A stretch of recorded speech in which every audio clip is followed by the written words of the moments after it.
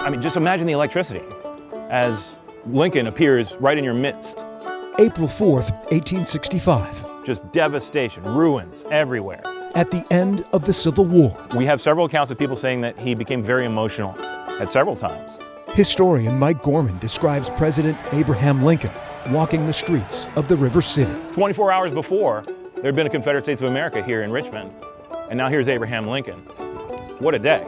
But this little-known episode will be overshadowed just days later when darkness falls over the nation.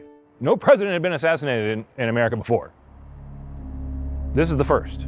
At Ford's Theater, Lincoln is shot by one of America's most popular stage performers, John Wilkes Booth. President dies at 7:22. Nation mourns fallen leader. Evil deed creates sea of sorrow across the land. Wayne Brooks with Caroline County Historical Society says Booth's performance is no act.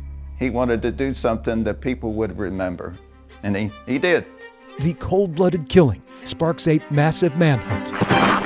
It wasn't just we need to find the assassin. We need to find John Wilkes Booth, and here's his picture. The killer escapes into Maryland. They put wanted posters out. The assassin eludes capture. Hours turn into days, days melt into weeks. He was heading to Richmond and hopefully to be safe. A bounty to catch Booth grows. As you can see, it was a $100,000 reward for the murderer of President Abraham Lincoln. It's still at large. Booth crosses the Potomac and Rappahannock rivers, but the noose is tightening. Ended right at that house, the Lightfoot house, right on the river. Bill Guzik with Historic Port Royal says Booth reaches Caroline County. He won't get any farther. This journey, or his escape, and ended here. The killer, disguising himself as a Civil War soldier, visits the Peyton House. Walked these stairs, was in this parlor. It's pretty cool. It's living history. Eventually, Booth and an accomplice, David Harold, find refuge at the Garrett Farm. Their pursuers not far behind. They arrived about 2:30 in the morning.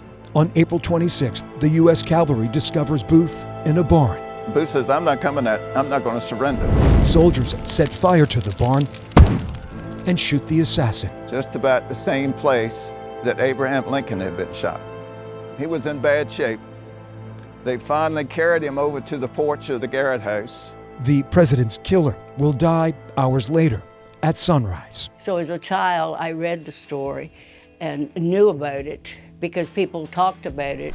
According to family lore, Cookie Davis's relatives lay eyes on Booth's body. I think they were horrified. They had to be. At historic Port Royal, a few relics still survive. This is a hinge to the door where Booth was killed behind. It helps us tell the story today of what happened to Lincoln.